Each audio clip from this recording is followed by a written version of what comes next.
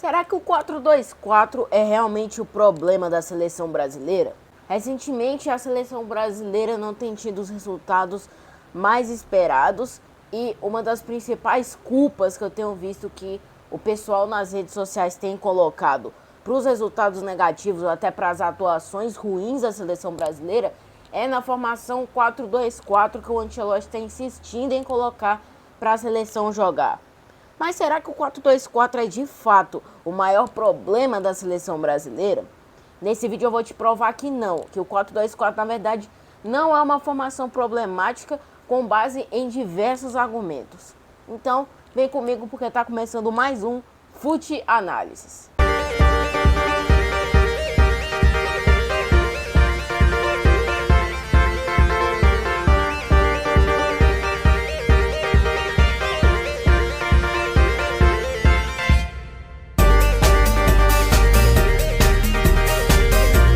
O primeiro argumento que eu quero utilizar nesse vídeo é um argumento lógico.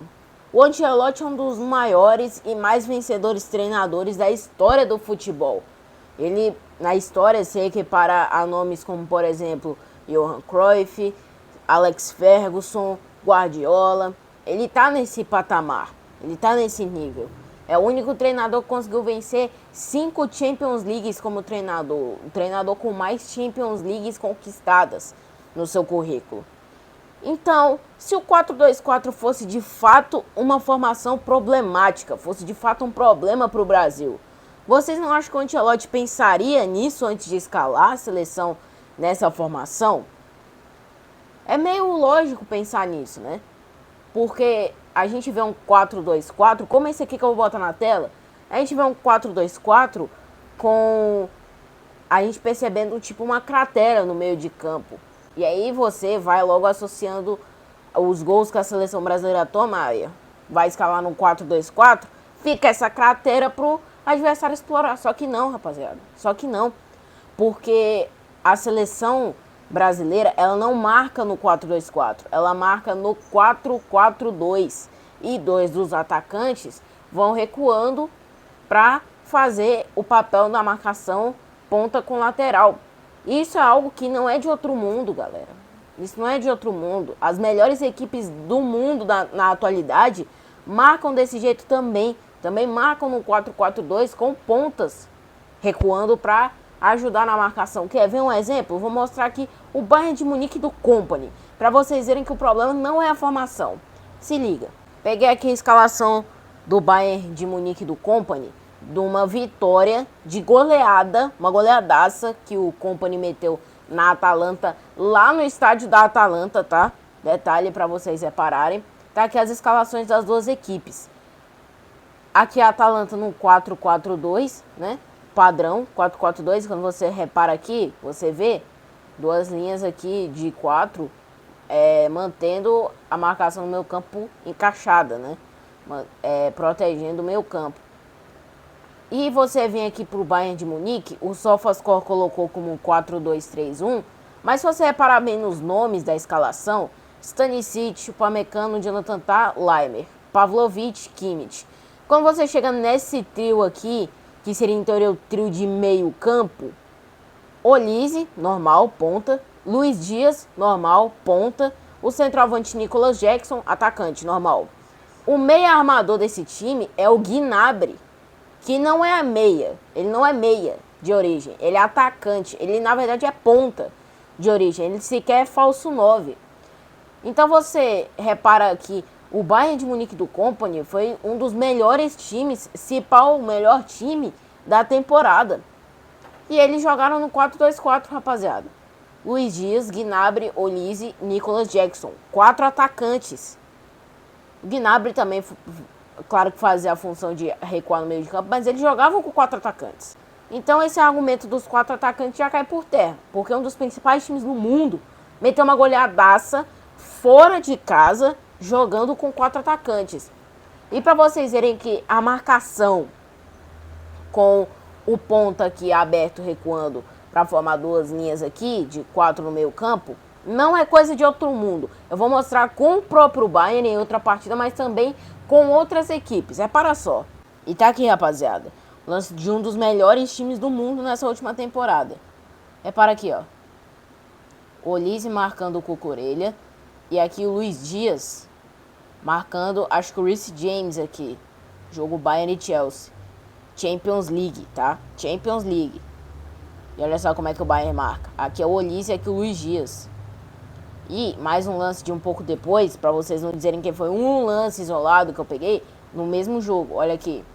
Olise marcando o Cucurella e Luiz Dias marcando o Reece James. Pra vocês verem que não é coisa de outro mundo, rapaziada.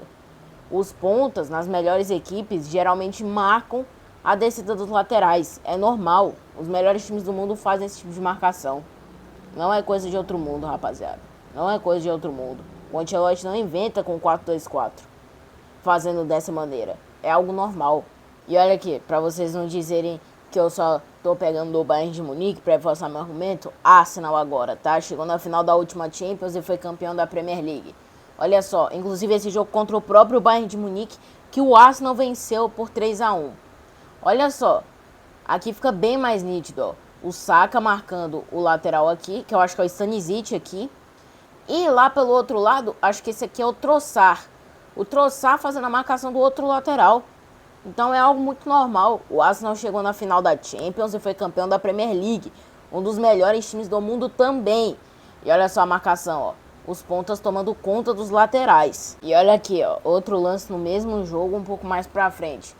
Que fica bem mais nítido, ó. Saka tomando conta aqui do lateral. E o Trossard lá do outro lado também tomando conta do outro lateral.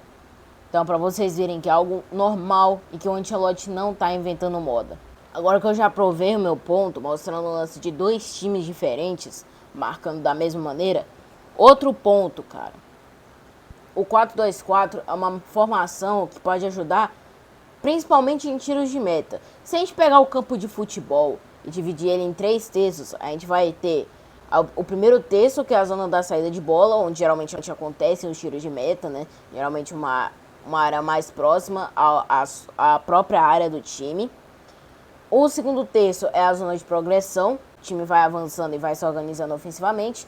E o último terço, o famoso último terço, é o terço de finalização, a zona onde a pessoa vai chegar para atacar, para finalizar o lance. Mas a gente vai focar no primeiro terço, o terço de saída de bola. Montei aqui os de amarelo para representar a seleção brasileira e os de branco é o time adversário. Vamos supor que o time adversário vai marcar. Vamos recuar a rapaziada aqui, né? Saída apoiada. A gente recua a rapaziada aqui, ó. Abre os laterais. E a gente recua os dois volantes. Vamos supor que o time adversário, ele marca o tiro de meta assim, ó. 2 atacantes. Os pontas batem os laterais. Vai ter um volante aqui. E esse outro volante, ele fica tomando conta.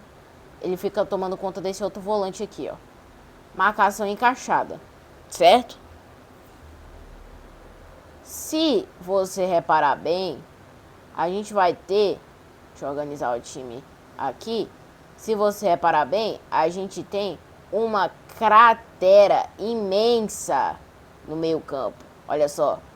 Espaço muito grande entre esses dois volantes. Aqui pode parecer pequeno, mas no jogo de verdade é um espaço muito grande, cara.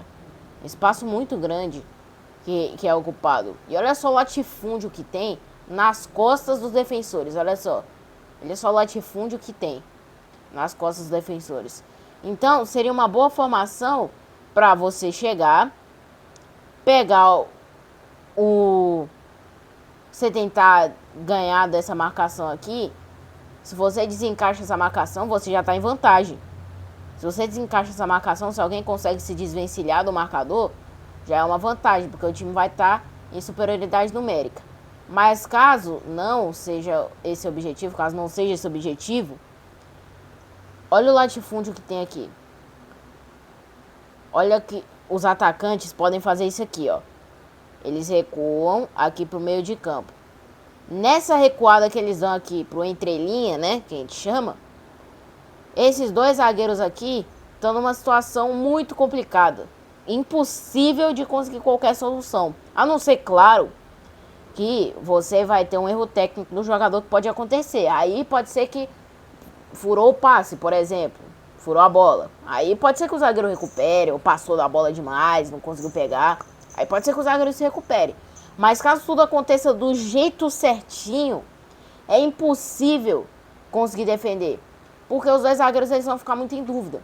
Então um zagueiro pode avançar e o outro ele fica protegendo aqui a profundidade. Só que um jogador só para proteger a profundidade fica complicado para ele. Então, o que acontece? Esse ponto aqui, ele pode atacar as costas da defesa, recebendo um passe direto do goleiro. Então, o goleiro, se tiver uma qualidade como, por exemplo, a do Ederson, pode lançar a bola aqui. Pode lançar a bola aqui no espaço, ó. Lançou a bola aqui no espaço. E aí o atacante com velocidade, ele ataca esse espaço e vai gerar um lance muito perigoso. Ou, se for um cara com menos qualidade no passe, né, um goleiro com menos qualidade no passe, poderia ser uma bola longa para esse cara aqui, esse atacante aqui. Se for um atacante com qualidade para fazer pivô, para ele dar a famosa casquinha pro ponta atacar o espaço. São soluções muito boas para se fazer em saída de bola no 4-2-4. Então o 4-2-4 não é o problema da seleção brasileira. O 4-2-4 na verdade é uma formação que pode ser muito útil taticamente. O problema é como você utiliza esse 4-2-4 a seu favor. Aí vai depender de cada treinador, qual é a movimentação que ele vai pensar para atacar, qual jogador que você tem no elenco. Aí vai depender. E às vezes pode ser que saia mal feito. Mas o problema da seleção brasileira não é o 4-2-4, tá? Parem de dizer que o problema da seleção brasileira é o 4-2-4, porque não é. Trouxe argumentos aqui muito fortes para provar para vocês que o 4-2-4 não é uma formação ruim, é uma formação muito boa, ok? Então é isso, rapaziada. Chegamos ao fim de mais um vídeo aqui no canal. Estive sumido esses últimos dias, não estava conseguindo encontrar momentos bons para postar vídeo. Às vezes tinha alguns probleminhas aqui, não conseguia postar, mas agora eu tô aqui. Espero conseguir postar com mais frequência, né? E estou de volta com esse vídeo com argumentos para confirmar que o 4-2-4 não é o problema da seleção, tá? Parem com essa história porque não é verídica, ok? Então é isso, rapaziada. Nos vemos no próximo vídeo. Tamo junto sempre e até a próxima.